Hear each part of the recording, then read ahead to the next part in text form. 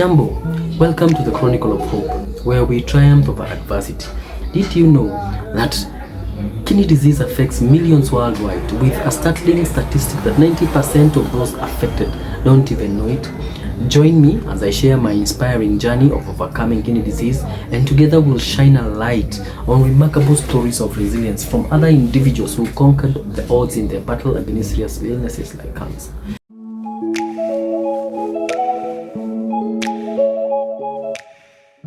Now, to continue from, first off, thanks a lot for those few that have liked and have commented. Continue asking me your questions either privately, like you've been doing. I'll be answering. I am more than available to share. Last week, I was giving you a story of how my journey with kidney disease started, and we reached at the point where, if you look at the first episode, when I got admitted. So now after I got admitted, test on me, they tried boosting my kidneys using some drugs through the IV. I remember that night they tried to resuscitate my kidneys using some drugs, kama kuzipiga CPR, and it never worked. That was the worst night of my life, because I remember after they did tests, they tried everything and it failed. I had not gone through counseling, so it meant that I needed to be told what exactly was going on. And I remember the person who was attending to me was a doctor, a lady doctor. I've never forgotten her, and she was in practice. She was joking about, you're just writing to your friends about how you're in hospital and you might get out tomorrow, and in essence you don't even know how you're going to get, so when you're going to get out. So this doctor comes at around 3 a.m. in the morning, and she tells me, now, John, I remember I had not been given counseling, so I don't even know what kidney disease is. I don't even know what dialysis is. I don't even know those terminologies that come with kidney disease. So she tells me kidneys are failed and you might need dialysis for the rest of your life, or you need another new kidney. Now, I want you to put yourself in my shoes. Imagine where you are right now watching this. Someone comes, you just walk into a hospital, you get tested, then someone comes, breaks news to you like, hey, by the way, you have cancer.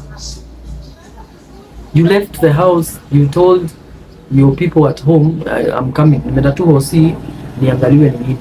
Then someone tells you outrightly, yeah, madam, you have breast cancer, or hey, you have HIV. That broke me. I remember that night I could not sleep, and I remember calling my parents and telling them. They too were very distraught, because they don't even know what kidney disease is. So this chick tells me, you might need dialysis for the rest of your life because your kidneys are failed. If you can't get a donor, we'll put what is called a fistula in you, where we'll be drawing blood and washing it in a machine. Let me tell you, if someone walks up to you today and tells you something as rough as that, it messes you completely. Because I remember that night, I don't know. Then, to make it worse, there was no counseling. So fast forward, morning comes, and in hospital most of the times they do rounds.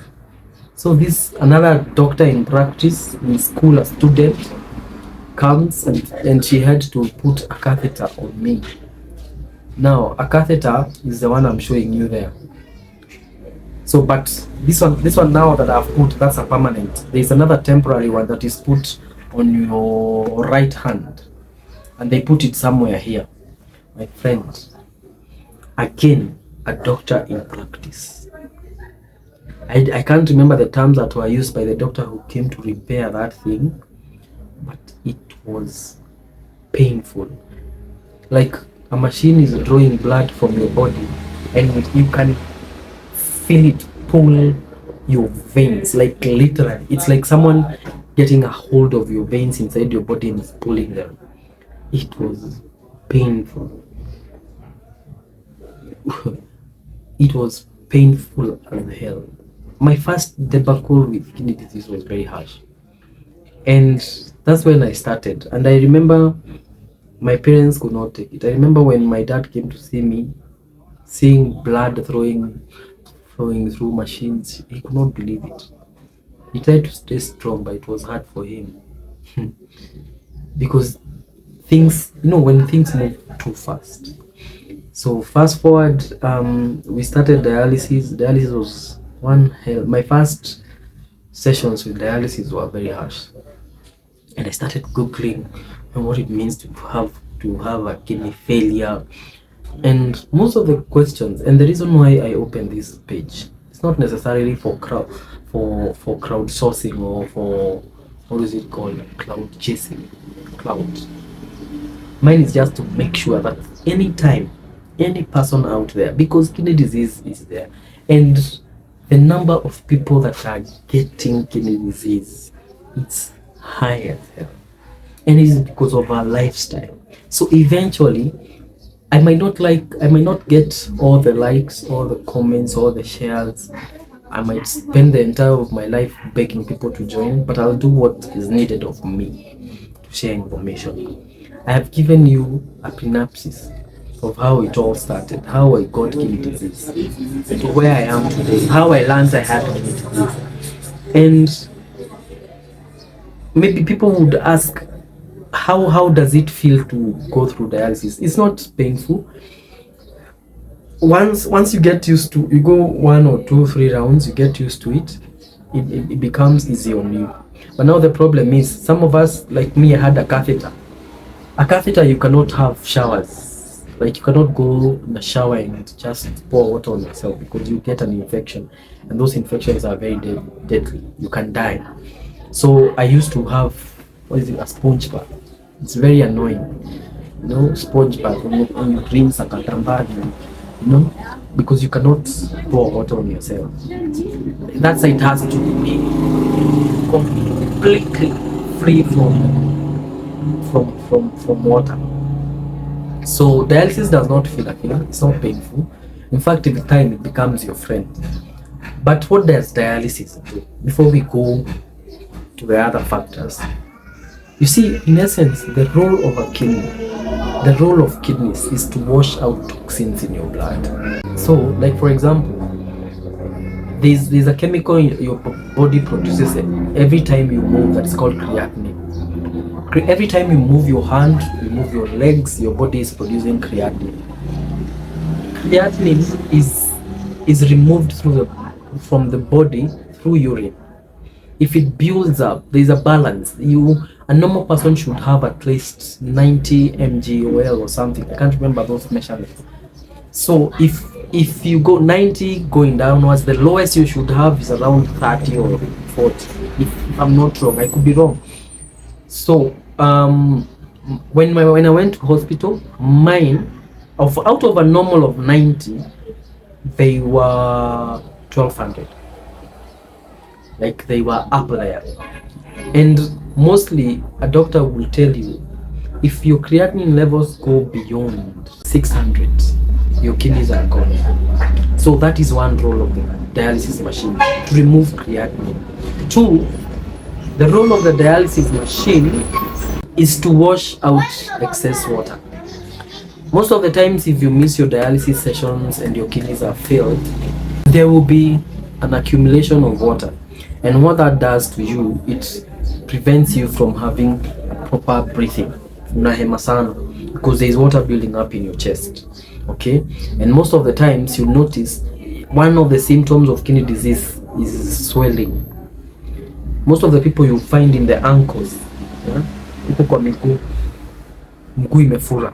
And if you want to know if it is excess water, if you have a swelling in your ankles, just put a finger and press it inside.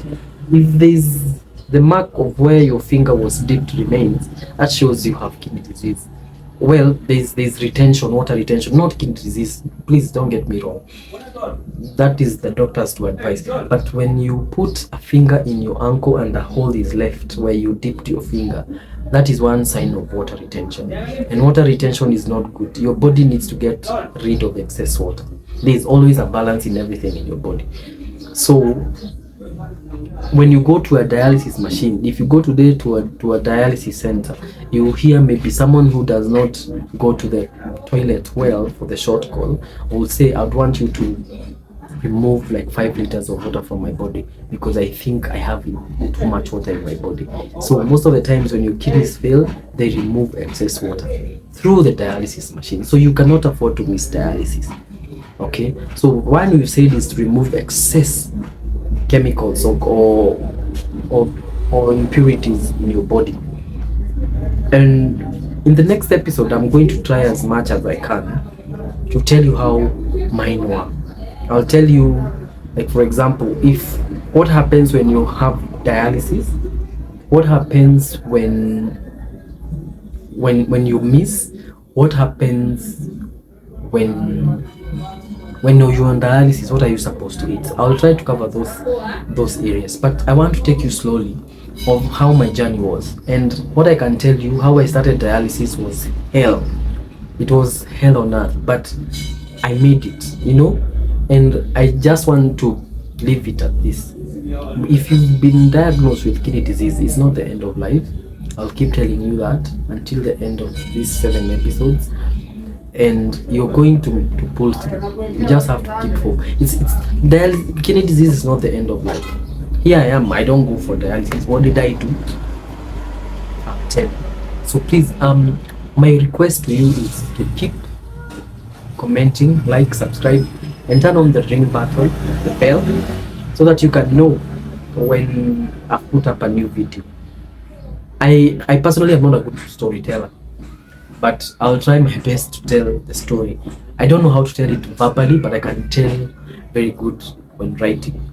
So thank you so much for liking and commenting and sharing, and I hope I'll have covered everything by the time we do the episodes. Asante. Now, don't forget to like, subscribe, comment, and share. Help us spread hope and awareness about kidney disease and other health challenges. Together, we can make a difference in the lives of others. This channel is sponsored by Skycrew Homes, your ideal partner for property management and marketing. Skycrew Homes, creating a tradition of trust.